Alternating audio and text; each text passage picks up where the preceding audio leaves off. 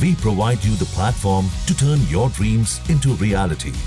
Give wings to your aspirations with KR Mangalam University.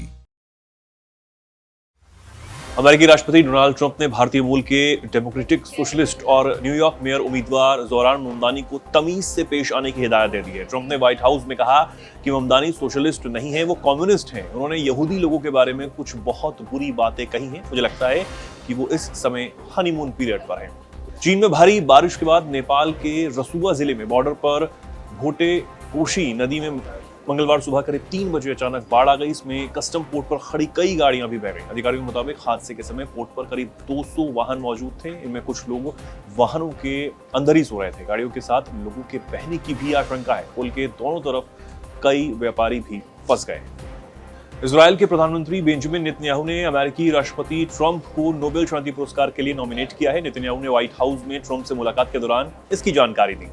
उन्होंने बताया कि ये फैसला उन्होंने मिडल ईस्ट में शांति के लिए ट्रंप की तरफ से की जा रही कोशिशों के मद्देनजर लिया है। इजराइल से पहले पाकिस्तान ने 20 जून को नोबेल शांति पुरस्कार के लिए ट्रंप के नाम की सिफारिश की थी।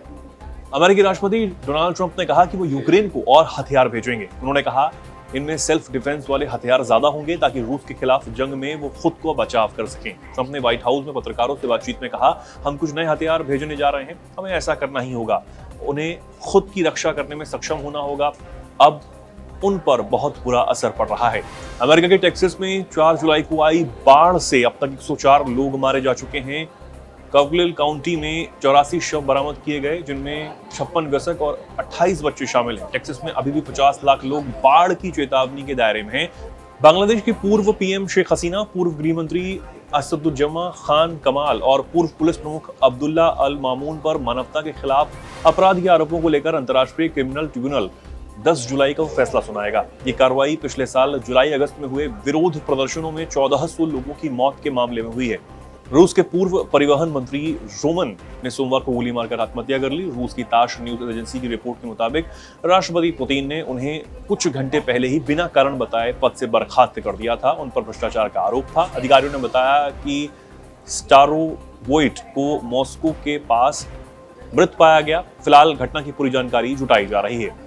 भारतीय मूल के वैभव तनेजा को इलॉन मस्क के नए राजनीतिक दल अमेरिका पार्टी का ट्रेजरर यानी कि कोषाध्यक्ष बनाया गया है। यानी अब वो मस्क की पार्टी के फाइनेंस की जिम्मेदारी संभालेंगे। वैभव टेस्ला के सीएफओ भी हैं। वो कमाई के मामले में गूगल के सीईओ सुंदर पिचाई और माइक्रोसॉफ्ट के सीईओ सत्या नडेला को पीछे छोड़ चुके हैं। 2017 में वो टेस्ला से जुड़े। यहाँ उन्होंने असिस्टेंट कॉर्पोरेटर कंट्रोलर, फिर चीफ अकाउंटेंट ऑफिसर का पद संभाला। वो टेस्ला इंडिया के डायरेक्टर भी हैं और भारत में कंपनी के विस्तार की जिम्मेदारी भी निभा रहे हैं।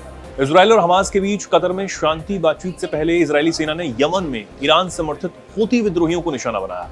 इजरायली सेना के लड़ाकू विमानों ने यमन में खुदैदा, रास ईसा और सलीफ में हूतियों के कंट्रोल वाले बंदरगाहों के अलावा रास केनेटिव स्थित एक पावर प्लांट को भी निशाना बनाया। इजराइल ने दावा किया कि इन ठिकानों का इस्तेमाल हूती ईरान से हथियारों की तस्करी और इजराइल और उसके सहयोगी देशों पर हमले के लिए करते हैं। भारत ने अफगानिस्तान पर संयुक्त राष्ट्र सुरक्षा परिषद के एक प्रस्ताव पर वोट नहीं दिया है। भारत के यूएन में स्थायी प्रतिनिधि राजदूत हरीश ने कहा कि भारत को चिंता है कि अफगानिस्तान की धरती का इस्तेमाल आतंकवादी संगठन कर रहे हैं, इसलिए भारत ने वोट नहीं दिया। हरीश ने यूएन में कहा कि अफगानिस्तान ने 22 अप्रैल 2025 को पहलगाम में हुए आतंकवादी हमले की कड़ी निंदा की है, जिसका भारत स्वागत करता है।